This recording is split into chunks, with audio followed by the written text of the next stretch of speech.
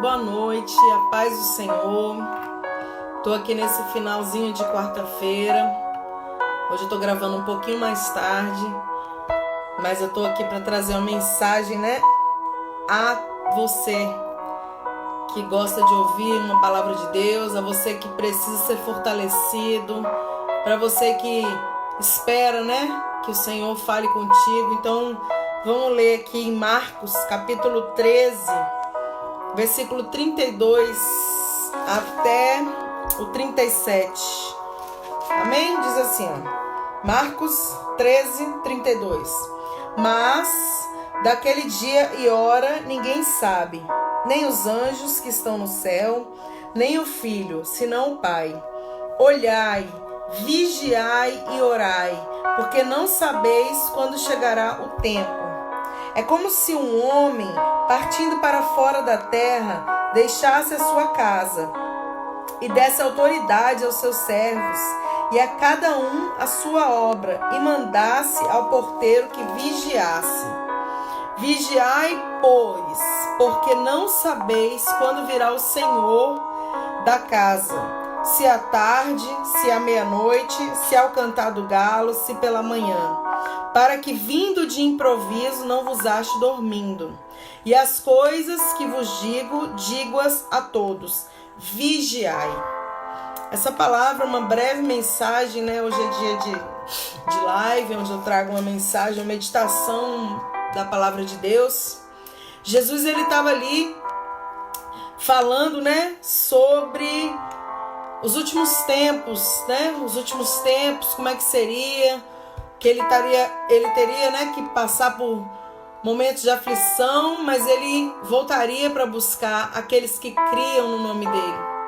Então a Bíblia, ela fala aqui, mas esse dia e hora ninguém sabe. Então ninguém sabe qual vai ser esse momento. Só que Jesus, ele deixou uma ordem, olha, vigiai e orai, para que você não seja pego de surpresa. O que a palavra de Deus nos ensina?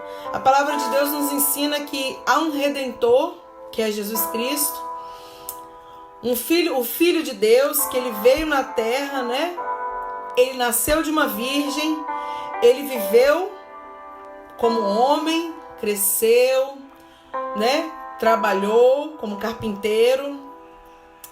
Quando ele tinha 30 anos, ele começou a fazer a obra de Deus, Ele fez 3 anos ali, ele se batizou, ele fez tudo o que tinha que ser feito para mostrar, ensinar as pessoas aquilo que era o certo, aquilo que era correto, uma vida íntegra, uma vida justa, uma vida, Pai do Senhor, uma vida sincera, uma vida de honestidade. Então ele ensinou ali uma vida sem pecados, Uma vida a qual a gente colocasse a vida do outro acima da nossa vida. Foi o que Jesus fez quando ele veio na terra.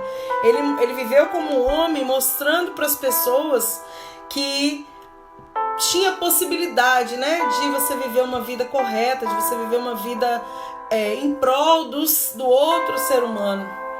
E eu tenho visto nos últimos dias verdadeiramente se cumprindo a palavra de Deus, porque Jesus, quando ele estava na terra, o que ele mais falava, o que ele mais fez, tem gente que pensa que o que mais Jesus fez foi curar. Na verdade, o que mais Jesus fazia era ensinar. Claro que no meio do ensino ele curava, no meio do ensino ele fortalecia, no meio daquele ensino ele libertava de espíritos malignos, no meio daquele ensino ele restaurava, tirava a dor dos corações, ele trazia a cura para a alma, não só a cura física, mas uma cura para a alma. Claro que no meio daqueles ensinamentos que a gente vê na palavra, a gente vê Jesus fazendo uma obra completa de dentro para fora. Porque enquanto ele ensinava, enquanto ele falava a palavra, enquanto ele mostrava, é como se fosse assim, um manual, enquanto ele conduzia, e mostrava pra gente um manual de conduta de vida reta, ao mesmo tempo as pessoas eram libertas, as pessoas eram transformadas, as pessoas eram restauradas, as pessoas que estavam desacreditadas, elas começavam a ter uma esperança na vida quando Jesus falava. Então por isso que as multidões, seguiam Jesus, por isso que ele estava sempre rodeado de pessoas querendo aprender um pouco mais, querendo conhecer um pouco mais, querendo trazer um renovo para sua história, um novo momento para sua vida. E ele tinha esse poder, ele tem esse poder, né? Porque Jesus é o mesmo ontem, hoje e vai ser para sempre. Só que chegou um momento da vida de Jesus para se cumprir a palavra, porque Jesus ele veio na terra para ensinar, mas ele veio também como Cordeiro de Deus para tirar o pecado do mundo. No Antigo Testamento, quando a gente vai ler lá no Antigo Testamento, o livro de Levítico principalmente, nós vemos um livro de leis, um livro de normas, de regras, né, do Antigo Testamento, e sempre que havia pecado, tinha que ter derramamento de sangue, né? Então, todas as vezes que o povo errava, pecava, né, eles tinham que vir e trazer para o altar, trazer ali diante de um sacerdote, eles tinham que trazer um cordeiro, né? Um animal puro, macho, de 1 ano, sem defeito, porque para Deus a gente não entrega nada mais ou menos, tem que ser o melhor, né? Deus ele sempre merece o nosso melhor, o melhor do nosso tempo, o melhor da nossa vida.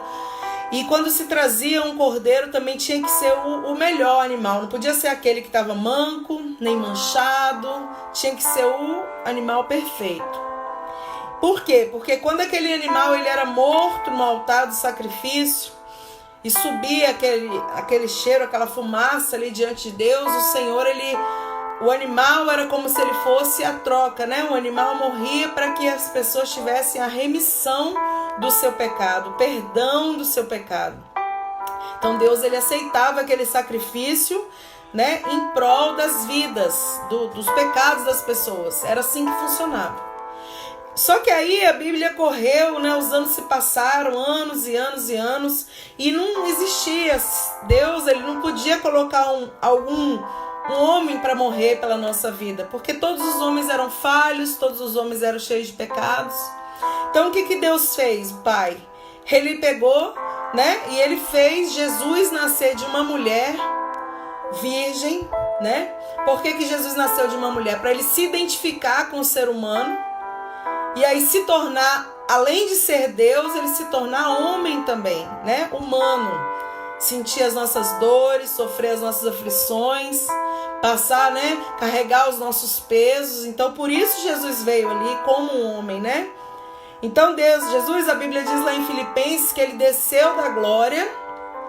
E quando ele desceu da glória, ele veio, nasceu ali na barriga de Maria, né? Maria era virgem ainda, depois ela teve outros filhos com José, depois que Jesus nasceu, ela teve filhos e filhas, diz a palavra de Deus, mas ele nasceu e viveu como um homem aqui na terra, ele trabalhou, ele cresceu na graça, no conhecimento, ele viveu. E ele fez essa obra, né? Que era essa obra de libertação, de cura, de ensino que ele tinha que fazer até chegar no Calvário, na cruz. Porque tudo estava escrito, né? O livro de Isaías é um livro bem profético, ele conta toda a trajetória de Jesus. Que ele ia nascer, né? Que ele ia ter que morrer pelos nossos pecados. Então Deus, quando ele enviou Jesus para morrer por nós, ele enviou porque quando Jesus ia morrer naquela cruz, né? Ele ia ser o sacrifício vivo, ele ia ser o Cordeiro de Deus. Por isso que as pessoas usam esse termo que está na Bíblia, é um termo bíblico que está no Evangelho de João. Eis aí o Cordeiro de Deus, João Batista, né? Falou, eis o Cordeiro de Deus que tira o pecado do mundo. Então ele foi o Cordeiro, ou seja, no Antigo Testamento os animais eram perfeitos, eles não tinham mancha, como eu falei. Então tinha que ser uma pessoa perfeita para morrer pelos pecados de toda a humanidade. Então Jesus ele foi na cruz por isso. Então ele foi como homem, 100% homem, mas também sendo 100% Deus, né? E ele morreu por nós, sofreu por nós, foi entregue, ele não tinha culpa quando ele foi pregado naquela cruz, ele foi sem culpa, né? Ele foi como puro, justo de Deus. E ele foi oprimido, ele foi humilhado, mas ele ressuscitou, ele não ficou na cruz. Ele morreu porque quando o sangue derramado de Jesus na cruz era o sangue da purificação. Então hoje há o quê? Perdão dos nossos pecados através do sangue derramado na cruz. Então Deus, né, ele estava ali, é como se Deus estivesse em Jesus naquela cruz, reconciliando o mundo com ele mesmo. Porque o pecado afasta, a única coisa que pode afastar a gente de Deus é o pecado. A Bíblia diz em Isaías que o Senhor não está com os ouvidos agravados para não poder ouvir e nem com os olhos fechados para não poder ver, mas que os nossos pecados, os pecados, fazem separação entre nós e Deus. Então, quando a gente aceita Jesus, entende o sacrifício, acredita que aconteceu tudo isso, a gente começa a aprender de Deus e a gente aceita isso no nosso coração. É como se a gente se arrepende, né, dos nossos erros, dos nossos pecados. Deus, ele faz uma nova aliança conosco. Então a Bíblia diz, onde eu tô lendo, na verdade eu tô explicando aqui, mas eu tô meditando nessa palavra aqui, ó, Marcos capítulo 13, versículo 32 em diante. Então chegará um momento que Jesus, ele morreu, ressuscitou e ele está à destra de Deus no céu. Mas chegará um momento que Jesus, ele vai voltar para buscar aqueles que o temem, aqueles que esperam, aqueles que confiam, aqueles que estão entregando, né, na medida desses anos se passando, aqueles que estão entregando as suas vidas para o Senhor, aqueles que estão entendendo esse sacrifício, entendendo todo esse propósito e estão se rendendo aos pés do Senhor. Vai chegar um momento que Jesus vai voltar para buscar. A gente fala que ele vai buscar a igreja dele, mas a igreja não é um templo físico. Templo físico também é chamado de igreja de Deus, mas a igreja, na verdade, somos nós, né? A gente é a igreja do Senhor, é o templo de Deus. E quando a gente se une, a gente se torna uma igreja também ali reunida no nome do Senhor. Mas a Bíblia diz então que esse dia que Jesus vai voltar, ninguém sabe. Os anjos não sabem, ninguém sabe. Por isso que ele fala, vigiai e orai, porque não sabeis quando chegará esse tempo. Ou seja, a gente tem que vigiar e orar, ficar sempre atento. Quando falo orar, né, lógico, buscar a Deus, se fortalecer em Deus, porque eu vou te dizer, meu irmão, nesses últimos dias, nessas últimas situações que a gente tem vivido, desse último mês pra cá, eu tenho visto tantas coisas que às vezes entristece o coração e a gente começa a desacreditar, às vezes, até do ser humano. Muita maldade, as pessoas querendo... A gente vê os dois lados, né? A gente vê pessoas se entregando umas para as outras no sentido do coração, de amar ao próximo como a si mesmo, como Jesus mandou na Bíblia. Né? O Senhor, ele falou, eu deixo 2 mandamentos para vocês. Um é amar a Deus acima de todas as coisas, de tudo, acima de tudo. E o segundo mandamento, tanto quanto esse, é amar o próximo como a si mesmo. Então, nesses momentos de crise, nesses momentos de dificuldade, nesses momentos de pandemia, que é o que nós estamos vivendo hoje, nós vemos pessoas se entregando pelas outras, ajudando um ao outro, né? Amando de verdade, cuidando de verdade, mas a gente também vê pessoas querendo ganhar em cima dos outros, querendo... Eu não sei descrever, eu não consigo descrever a palavra assim, para te dizer aqui, mas a gente tem visto, né, as pessoas querem explorar as pessoas, você vê por coisas básicas que a gente precisa, por exemplo, nesse momento tem pessoas que precisam, por exemplo, de máscaras, de luvas, né? Coisas que as pessoas estão usando para se proteger quando elas saem às ruas, e você vê que tem alguns, é lógico que não é uma grande maioria, não são todos, mas você vê pessoas vendendo assim com preços abusivos, né? Um absurdo. Você vê, às vezes, alimentos, né, que deveriam ser um preço acessível para que as pessoas pudessem ter mais facilidade. Não, você vê o quê? As pessoas aumentando. Eu sei que a crise faz tudo isso. Mas, ao mesmo tempo, a gente começa a pensar, né, no coração, na vida, no ser humano. Como é que, na verdade, é um querendo ganhar mais do que o outro. Infelizmente, eu tenho refletido muito nesses últimos dias, principalmente, sobre isso, e às vezes isso entristece o coração. Se a gente ficar pensando muito, né, aflige o coração de ver a maldade, de ver a perversidade, de ver sempre uns querendo mais e o outro ali terrível, passando, né, a maior luta, a maior dificuldade. Mas enfim, meu irmão, a gente tem que fazer a nossa parte, né? Cada um que faça a sua parte. Por isso que hoje eu até falei com meu esposo que a Bíblia tem um versículo em Mateus capítulo 24, que diz assim, que por se aumentar a iniquidade, o amor de muitos esfriará. Então eu vejo muito isso. por se aumentar essa iniquidade, não querendo, né, sabe, essa coisa toda, o amor vai se esfriando. A credibilidade até no próprio ser humano vai esfriando, né? Mas o Senhor, Ele deixou uma ordem na Bíblia: vigiai e orai.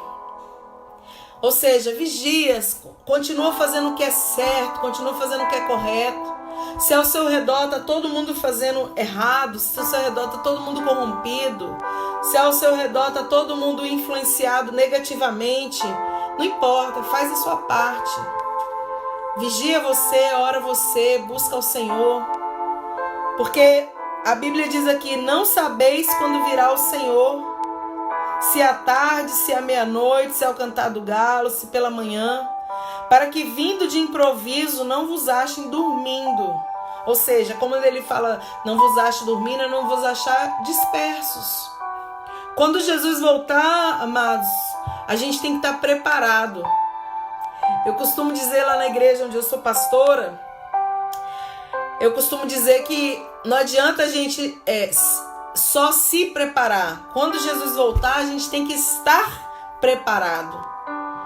Então não adianta você querer se preparar amanhã, ou senão daqui a uma semana eu vou começar a me preparar. Vou começar a buscar a Deus, vou começar a conhecer a palavra do Senhor, vou começar a orar um pouco mais, buscar a face de Deus para eu entender o que Deus quer de mim. Não adianta você deixar isso sempre, postergar isso para amanhã, para a semana que vem, para o ano que vem. Não pode, amados. Tem que ser hoje, né? Hoje, sempre hoje é o melhor dia de você buscar a Deus, de você, né, meditar na palavra do Senhor, de você ouvir uma mensagem, de você buscar conhecer o que Deus quer para sua vida, para sua casa, para sua família. O momento é agora. Não dá para esperar para amanhã. Tem coisas que a gente pode postergar, né? Tem coisas que a gente pode adiar. Às vezes a pessoa fala: eu vou fazer um regime, uma dieta. Mas começa segunda-feira. Eu vou entrar num curso, vou fazer um curso, mas eu começo no mês que vem. E aí vai postergando e a vida vai passando. Mas buscar a Deus não dá pra gente ficar adiando. Porque a Bíblia diz que Ele vai voltar para buscar a igreja. E a gente tem que estar preparado. Então, essa é a mensagem que eu quero deixar nessa noite. Que você, né, essa semana é considerada, né, a Semana Santa, sexta-feira, sábado, domingo. E que a gente possa buscar a face do Senhor, que a gente possa entender que tudo que está escrito na Bíblia tem acontecido e vai acontecer. Algumas coisas ainda vão se cumprir, né? Algumas profecias ainda vão se cumprir. E que a gente não fique esperando o amanhã para melhorar, que a gente busque melhorar hoje, que a gente busque, não deu certo ontem, mas você tem o hoje. O ontem já era, não adianta ficar se lamentando. Eu podia ter feito há um ano atrás, um mês atrás. Deixa pra lá, já passou, não tem o que fazer. Amanhã a Deus pertence, a gente não sabe nem se a gente vai estar aqui. Mas o hoje, o dia de hoje, tá ali dado a nós, um presente de Deus, é uma dádiva de Deus para cada um, né? Você ganhou um dia hoje, você acordou, você pode respirar, você tem saúde. Então hoje é o dia de você, né, agradecer por tudo isso para Deus. Você já agradeceu ao Senhor? Hoje são 11 horas aqui no meu... 23 horas e 3 aqui no meu relógio. Você já agradeceu esse dia inteiro? Você já agradeceu pelo Senhor? Pelos ar que você está respirando? Porque mais um dia você teve grandes livramentos. Você já agradeceu a Deus pelo seu lar, pela sua casa, pela sua família, pela sua saúde, por tudo? Você já agradeceu? Então não espera amanhã. Esquece também o que passou. Começa a fazer isso hoje, a partir de hoje. Porque o Senhor se agrada da nossa mudança, mas Ele não quer uma coisa para promessas vazias. Não, o Senhor quer uma coisa concreta. Porque Ele tem algo concreto com a gente. O livramento que Ele te deu hoje, Ele te deu hoje, concreto.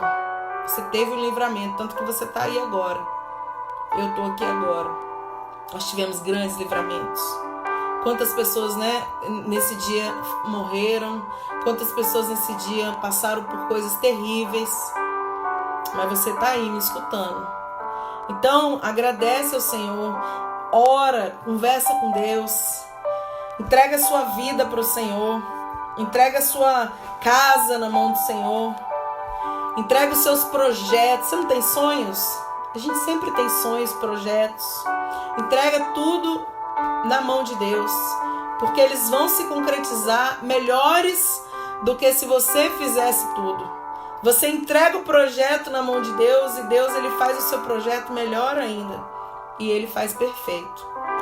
E ele é fiel. Então guarda essa mensagem, essa meditação da palavra aqui no livro do Evangelho de Marcos, capítulo 13, do versículo 32 ao 37, que é o que eu estou falando e explicando aqui, que você possa entender que a gente precisa vigiar e orar. Vigiar é estar percebido. Porque eu também costumo sempre dizer, lá na igreja, eu sempre falo, né? Não adianta a gente ficar só orando, mas na hora que as situações acontecem, a gente não está vigiando, não está atento.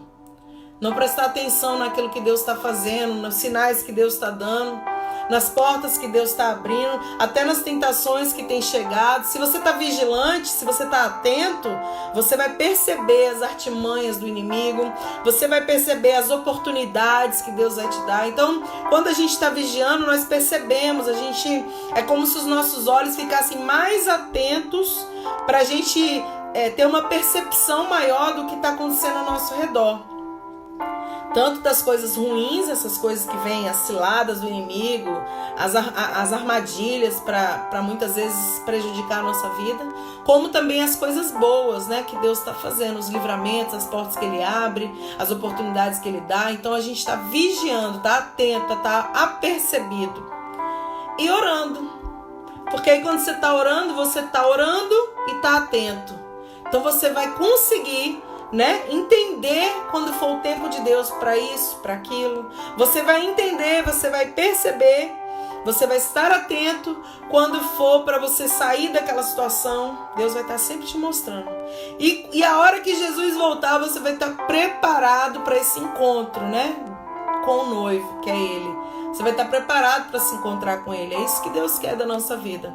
Então que o Senhor te abençoe, que o Senhor abra os seus olhos espirituais, que o Senhor te ensine, né, a buscar a face dEle, que o Senhor possa se revelar, porque a gente traz uma mensagem breve, mas quem pode se revelar completamente para você é o nosso Deus. Quando você orar, que Deus possa abrir os seus olhos, que Deus possa, né, te entregar um pouco mais, uma porção maior assim, da presença dEle, e que você possa se sentir fortalecido e a buscar cada vez mais, a estar cada vez mais na presença do Senhor. Essa é a palavra que eu deixo nessa noite. Que você tenha uma excelente noite, que o Senhor guarde a sua vida, a sua família, a sua casa, que o Senhor te dê paz e que o Senhor esteja contigo em todos os momentos. Deus abençoe você e até amanhã para mais uma mensagem. Em nome de Jesus. Amém.